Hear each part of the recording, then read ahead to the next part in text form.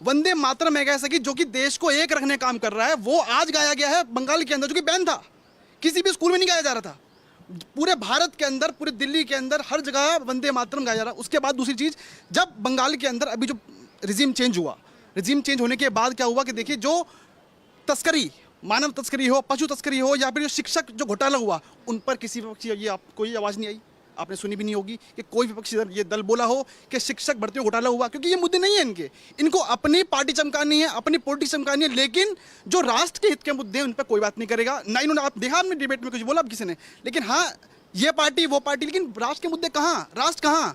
BJP आज देश के अंदर आई है और राष्ट्र के हितों के लिए काम कर रही है। मैं बीजेपी वक्ता नहीं हूँ, लेकिन मैं जो पार्टी काम कर रही है देश के अंदर, अब देखिए अभी कुछ जगह पर जो उन्होंने अभी बंगाल के अंदर जो छापे पड़े हैं, वहाँ से क्या निकला है आप देखिए।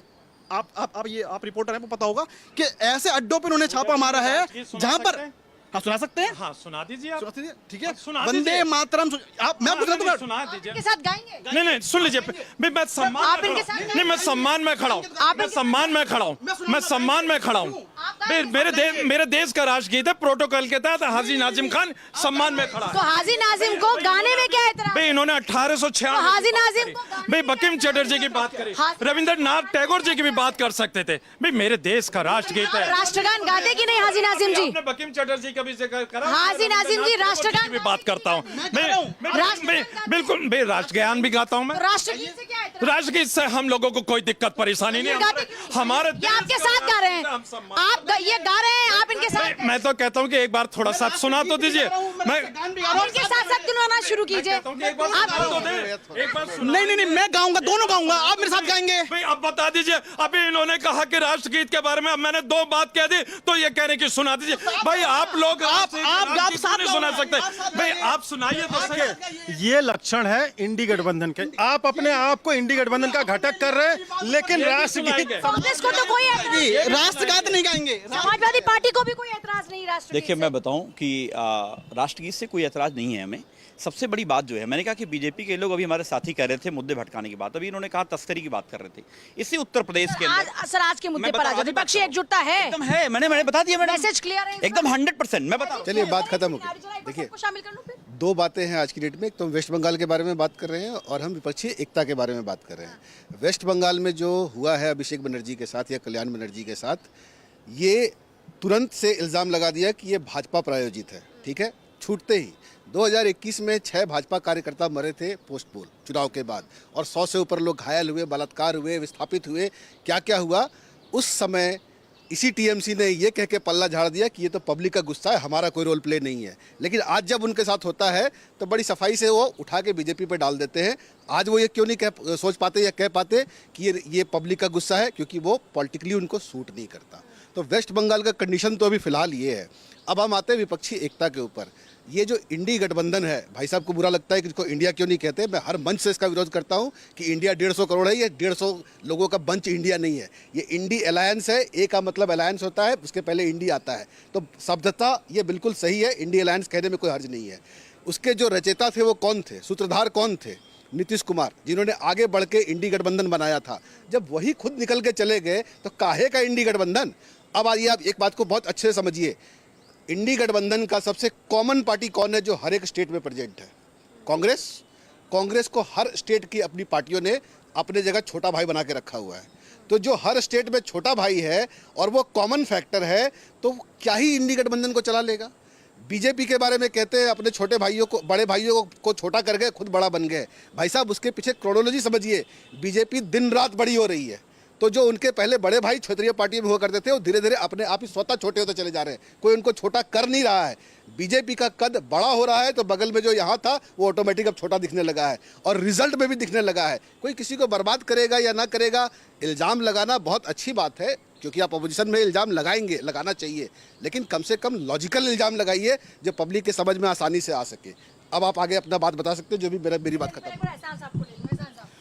बिस्मिल्लाहिर्रहमानिर्रहीम। जय हिंद, वंदे मातरम, भारत माता की जय।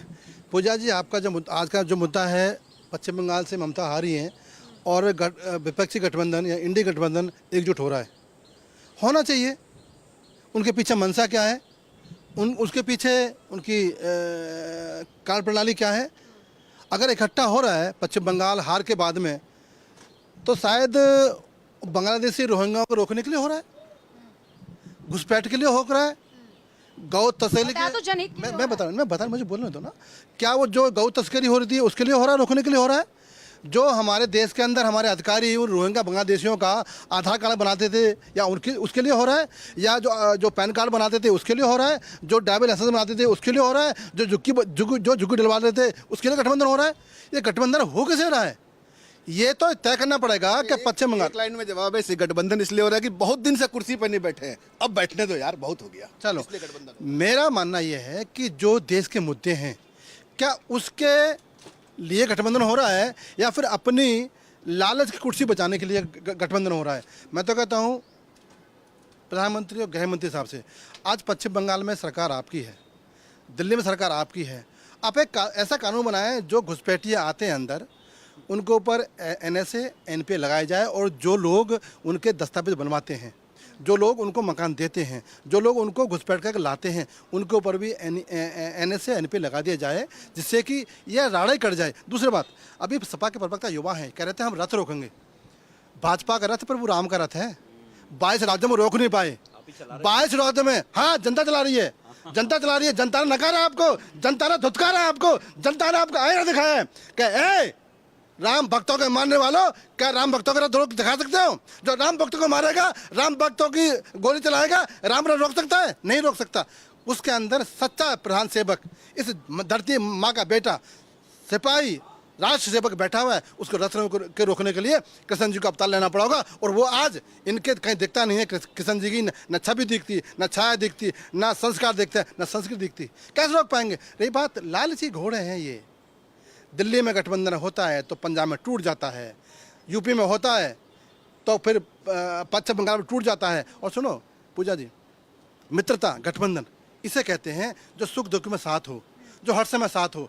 ये पंचायत चुनाव में अलग हो जाते हैं, विधानसभा में अलग हो जाते हैं, लोकसभा में एक हो जाते हैं। ये क्या है गठबंधन? ये लालची के लालचों का गठबंधन है। ये इनकी कुर्सी बचाने का, अपने अस्तित्व बचाने का, और जो पूर्वजों ने दी इसका विरासत, चाहे RJD हो, चाहे सपा हो, चाहे कांग्रेस हो, इन पूतों ने कुछ नहीं कमाया। जो बुजुर्ग दे गए उसको संभालना यही काफी है।